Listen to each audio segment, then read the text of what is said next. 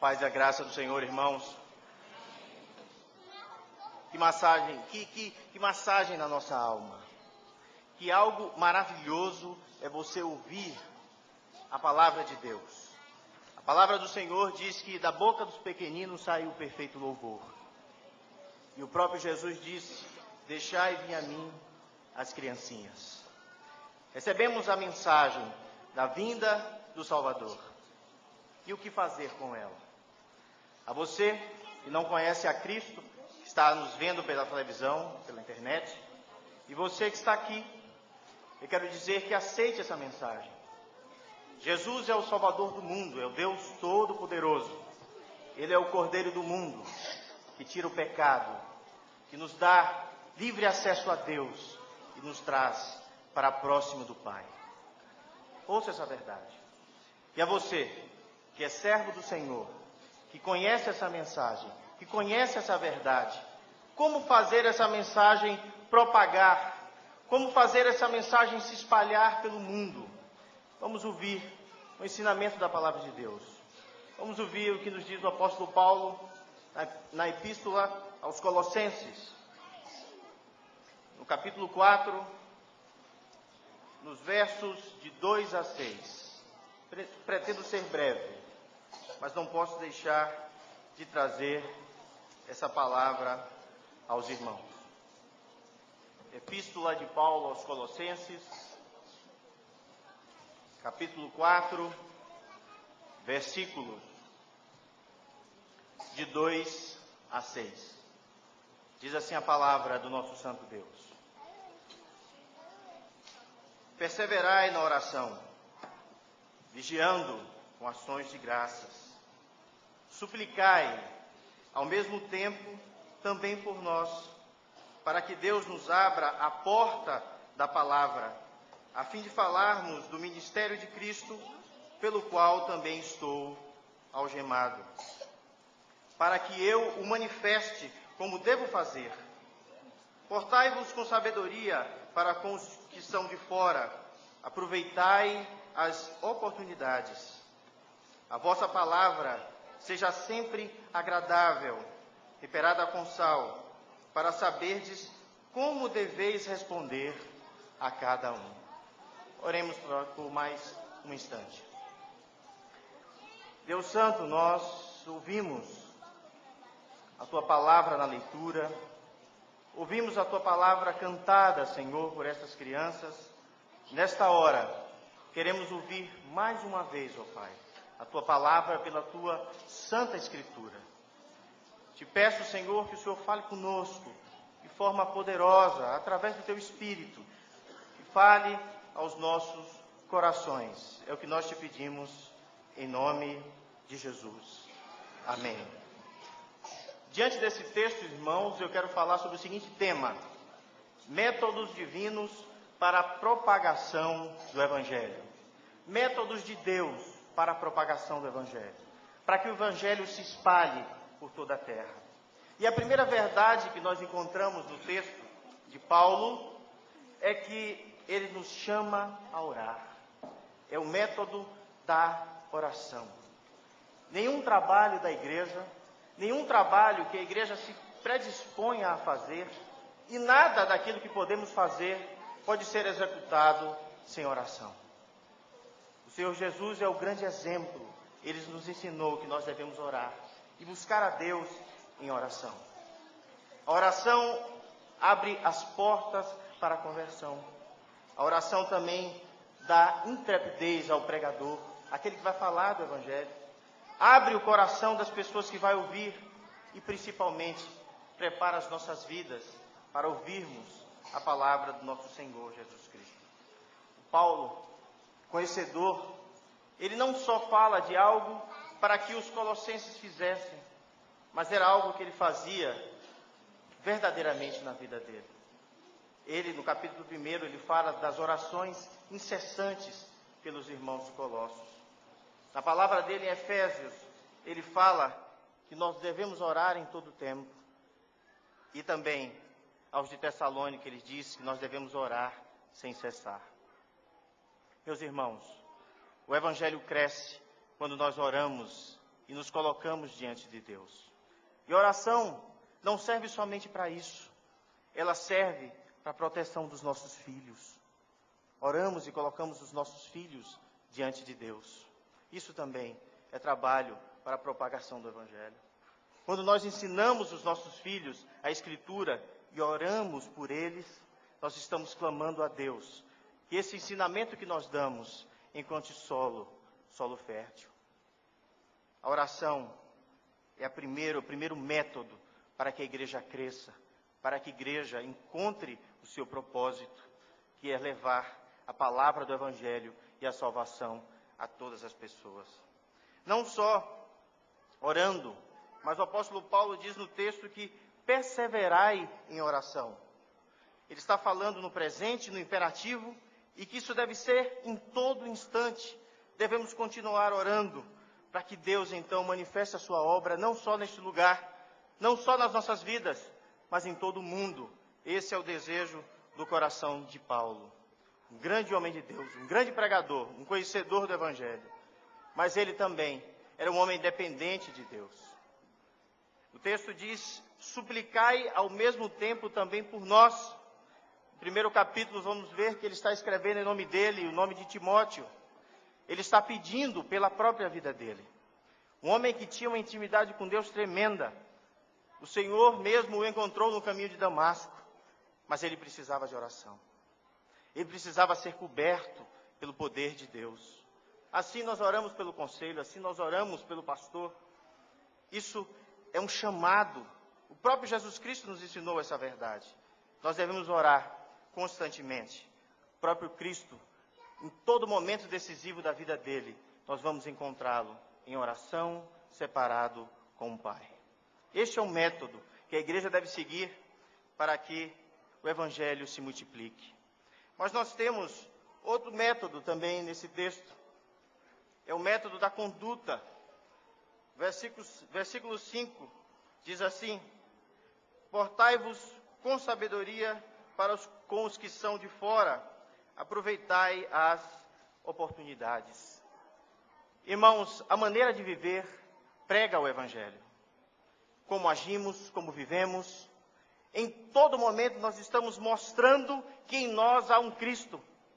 Nós somos espelho da palavra. E quando vivemos ela corretamente, nós estamos levando Cristo aonde nós estamos. Não só no culto, não só na nossa casa, mas no nosso trabalho, em todo lugar onde colocamos a planta dos nossos pés. O apóstolo Paulo chama os irmãos de Colossos a portarem-se com sabedoria para com os de fora. Os de fora aqui é um hebraísmo.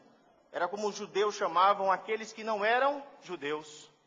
O apóstolo Paulo está dizendo assim: você cristão, você crente, você que carrega a palavra, você que é um portador do Evangelho, porte-se bem e com sabedoria para com os que estão fora do Evangelho. Isso faz com que o Evangelho se manifeste de forma poderosa no meio da igreja e também no meio de todo o povo. E esse Evangelho se espalha. A palavra do Senhor nos ensina que nós devemos pregar a toda criatura. E isso tem que ser exercido. Francisco de Assis tem uma frase que é extremamente conhecida. Ele diz que pregue a toda criatura, se necessário for, utilize palavras. Primeiro, uma vida verdadeira de cristã diante de Deus. Depois, uma vida que fala da verdade de Cristo. Mais uma verdade que eu quero trazer para você nessa noite, para que você não se esqueça. Método da oração, método da conduta, mas também o método ativo da pregação. Em todo lugar devemos pregar. O texto, versículo 5, a parte B, diz assim: aproveitai as oportunidades. Eu fico lembrando, um belo dia eu estava voltando do seminário, ouvindo música no MP3, como eu sempre faço, e descendo a ladeira, voltando para casa, um senhor com a cabeça alva, andando com dificuldade, pegou uma pequena flor roxa e me parou na minha frente assim. Eu ainda tentei passar por ele, e ele para na minha frente e diz assim: olha que beleza, somente Deus para fazer algo tão belo. Eu olhei para ele e disse assim, verdade, Deus criou todas as coisas. Dei um passo para o lado e continuei andando. 15 passos depois eu acordo, como se Deus me dissesse, você ora, me pede oportunidade para pregar a palavra, um homem vem até você, fala de mim, e você diz, é sim, e dá mais 2 passos e vai embora. Eu não aproveitei uma oportunidade maravilhosa que Deus me deu, e a mais fácil de todas, aquele que o homem vem até você perguntar, e afirmar ou falar comigo. Devemos estar atentos a toda e qualquer oportunidade de falar do Evangelho. O apóstolo Paulo nos ensina isso. Se olharmos o texto, todo o texto de Atos, vamos ver momentos maravilhosos. Quando ele chega em Filipos, era um sábado, um dia de descanso, um dia que todos estão parados. O apóstolo Paulo vai até próximo de um rio e ele encontra mulheres ali reunidas. E ele não perde a oportunidade. Ele fala do Evangelho, ele fala de Cristo. E nos diz a palavra do Senhor que Lídia se converte. O apóstolo Paulo também, por libertar uma mulher possessa de um espírito, ele é preso. E preso ele evangeliza o carcereiro. Aproveitou a oportunidade, ele não perdeu a compreensão que Deus o havia colocado ali. Mais ainda, ele chega em Atenas e olha todos aqueles altares, e aproveita a oportunidade e fala do Deus invisível, o Deus que um altar que não tinha nada. Ele também... Alguém se machucou, não? Ele também aproveita a escola de Tirano e começa a dar aulas, e ensina lá o Evangelho. Nós temos diversos momentos em que o apóstolo Paulo vai à presença de Cláudio, vai à presença do governador Félix, vai à presença de Pôncio Pilatos. Nós temos histórias imensas narradas que o apóstolo Paulo não perdeu uma única chance de uma pessoa que foi colocada na presença dele. Isso faz com que o Evangelho cresça e se desenvolva. Nós, como servos de Deus, temos que agir assim. Só que aí nós nos perguntamos, esse é um método de Paulo? Aí nós vamos ver que não. O apóstolo Paulo disse que ele era imitador de Cristo. E se olharmos o Evangelho de Mateus, no capítulo 9, versículo 35, vamos ver lá que Jesus percorria todas as cidades e povoados, pregando o Evangelho, pregando nas sinagogas e etc. Vai narrando como Jesus fazia. E se olharmos a vida de Paulo em Atos, é exatamente igual. Ele segue um modelo de Cristo. Mas aí você também pode dizer assim, mas Paulo era extremamente sábio, eu não vou saber fazer isso. Aí eu vou lhe responder o que o próprio Jesus disse em Mateus 10, 19. Quando você for arguído e você estiver na presença de príncipes e reis e pessoas extremamente sábias, não vai ser você que vai falar. O Espírito Santo colocará a palavra na sua boca para que você fale da verdadeira salvação do nosso Senhor Jesus Cristo. Bendito seja o nome do Senhor. Nós temos que viver esse método ativo da pregação. Esse momento hoje, um momento maravilhoso, em que ouvimos essa história e precisamos propagá-la, levá-la para além das fronteiras das nossas casas, do nosso templo, das nossas vidas. E por último, nós temos que fazer isso de forma agradável.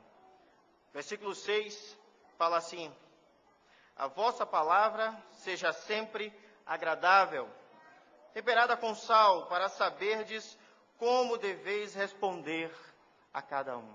O método da palavra agradável. Eu lembro que o seminário JMC faz um evangelismo, e nós fomos para Santos, e começamos a evangelizar numa determinada região. Quando chegamos numa casa, tinha uma enorme faixa parabenizando o aniversário da filha, e embaixo estava escrito assim, saudade. Nós não entendemos, e pedimos para entrar naquela casa, Dona Maria, e batemos na porta e começamos a falar do Evangelho de Cristo para ela. Ela estava extremamente arredia, ela não queria ouvir. Depois, com muito carinho, nós fomos conversando com ela, até que ela nos deixou entrar na casa. Lá dentro, começamos a falar do Evangelho, das verdades da palavra de Deus. E em um determinado momento ela só dizia assim: a minha filha está salva, a minha filha está salva, a minha filha está salva. E nós não conseguimos entender que nós não estávamos falando acerca da filha dela. Mas depois nós entendemos. A filha dela namorava um rapaz e ela era da nossa congregação, a congregação presbiteriana lá na cidade de Santos. E esse rapaz não aceitava que ela fosse para a igreja. Algum tempo depois ela termina o namoro. Esse rapaz insatisfeito, ele pula o muro da casa da mãe, pega a namorada e dá 12 golpes de faca na menina e mata. Imediatamente, alguns irmãos de uma determinada seita vão na casa dela e dizem exatamente isso. Olha, sua filha foi para o inferno e você vai também, se você não aceitar Jesus Cristo. Amados irmãos, nós sabemos que essa é uma verdade, mas não precisa ser dita assim. Se olharmos a pregação do apóstolo Pedro, se olharmos a pregação do apóstolo Paulo, se analisarmos todos os discursos, são discursos de salvação, são discursos de ressurreição, são discursos de paz, de amor, são palavras que vão ao encontro da necessidade do homem. Temos que ter sabedoria para falar do Evangelho de Deus. E principalmente ter graça no falar, para que as pessoas nos ouçam, para que nos deem ouvidos. Precisamos ser agradáveis. E o temperado com sal é a ideia de que é uma boa conversa. A compreensão antiga do temperado com sal é uma conversa que você consegue desenvolver sem magoar as pessoas, sem feri-las. Nós não precisamos fazer isso. Nós pregamos o Evangelho, e se a pessoa ouvir o Evangelho, ela está salva. E se ela não aceitar o Evangelho, a palavra nos diz que ela já está condenada. Não precisamos dizer isso. O Espírito Santo toca os que são dele. Falemos com amor, porque o nosso Senhor Jesus Cristo sempre falou pelo seu amor. Esse é o Evangelho que nós seguimos. E mais ainda, devemos saber como responder a cada um. Eu fico pensando que muitas vezes nós não estamos preparados a responder a cada uma das pessoas que nos perguntam acerca da razão da nossa fé, como diz Pedro na sua primeira carta, capítulo 3, versículo 15. Nós temos que estar preparados às pessoas que nos arguem por que nós cremos em Cristo, por que essa verdade, por que Cristo veio ao mundo e por que Ele morreu. E o nosso coração tem que estar cheio da palavra. Nosso entendimento tem que estar completamente voltado para isso, porque senão não saberemos responder. E eu gosto dessa passagem, porque nos dá uma compreensão. Precisamos procurar exatamente, diante de Deus, o que dizer às pessoas que estão sofrendo, às pessoas que estão amarguradas, às pessoas que estão abandonadas, às pessoas que estão enfermas. Existe uma palavra para cada uma dessas pessoas. E nós precisamos encontrar com sabedoria a forma de fazer isso. Portanto, irmãos, devemos orar, devemos ter uma conduta verdadeira, devemos ter um método ativo da pregação e uma palavra agradável. Dessa forma, essa congregação vai se multiplicar de tal forma que talvez não possa, já está difícil ter um culto só. Teremos que fazer mais de um culto neste lugar. Precisamos entender isso, o nosso chamado enquanto igreja. O Senhor nos deu uma bênção tão maravilhosa, não para guardarmos para nós mesmos, mas para propagarmos neste mundo que nós vivemos. Sigam esses métodos para que o Evangelho se propague. É um desafio que eu faço a você. Principalmente hoje, que os irmãos sabem que pela graça de Deus, o Senhor está me colocando lá na congregação em Santo Antônio de Jesus. Nós temos uma congregação lá. Eu peço a você, se você não pode ir, ore por esse trabalho. Ore pelo trabalho da igreja. Se você não pertence a nenhuma sociedade, se você não faz nenhum trabalho dentro da igreja, trabalhe militando em oração. É isso que abre porta para a pregação, como diz o apóstolo Paulo. Não escandalize a Deus tendo uma conduta fora dos padrões. Isso dificulta a pregação. isso joga as nossas palavras, as palavras do pastor, no chão. Glorifiquem a Cristo no seu viver. Vivam essa verdade. E então, o mundo vai olhar para nós, ver a nossa paz. E vai acontecer como está lá em Atos, capítulo 2, versículos de 42 a 48. Enquanto eles viviam juntos, tinham tudo em comum. O Senhor ia acrescentando os que iam sendo salvos. Que Deus abençoe a sua vida. Você leva essa palavra no seu coração. Que você seja um soldado de Deus, essa maravilhosa obra de implantar o reino e fazer com que o reino cresça na terra. Que Deus abençoe a sua vida, no nome santo do nosso Senhor Jesus Cristo. Amém.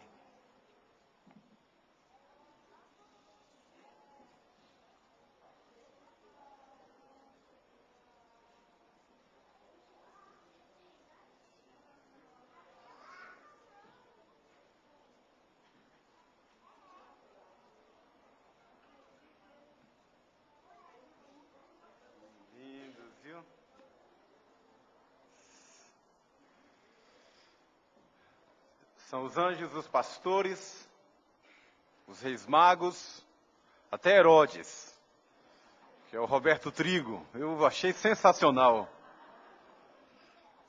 Podia ser o presbítero Venâncio, ia ser uma coisa lindíssima. Mas olha, que coisa linda poder ouvir as crianças. Eu estava comentando ali, tão afinadas e entusiasmadas com esse trabalho. E eu quero dizer para você, papai, para você, mamãe, olhe para essas crianças no altar de Deus. Enquanto elas cantavam aqui, eu estava ali emocionado, lembrando que eu vi uma fita de vídeo antiga aqui da igreja, onde aparece um dos nossos presbíteros, hoje presbítero da igreja, pequenininho aqui no altar, igual a essas crianças. Hoje é um presbítero da igreja.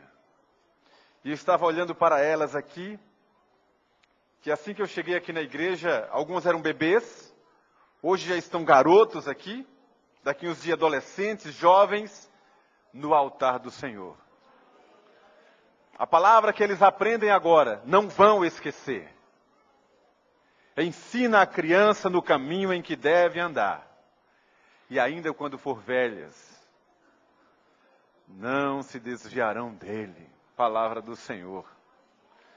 Agora veja a responsabilidade do pai, da mãe, de criar esses filhos no caminho do Senhor. Guarde essa palavra para você. Eu, como pai também, os meus já estão adolescentes. E estão chegando garotos aí, aqui ó, uma geração que daqui uns dias serão também adolescentes. E é assim que o Evangelho prossegue. A responsabilidade é nossa, diante de Deus. Eu quero orar com a igreja pelos nossos filhos, para que essa mensagem que eles proclamaram seja vivida na vida deles também. Nós vamos ficar de pé para orar.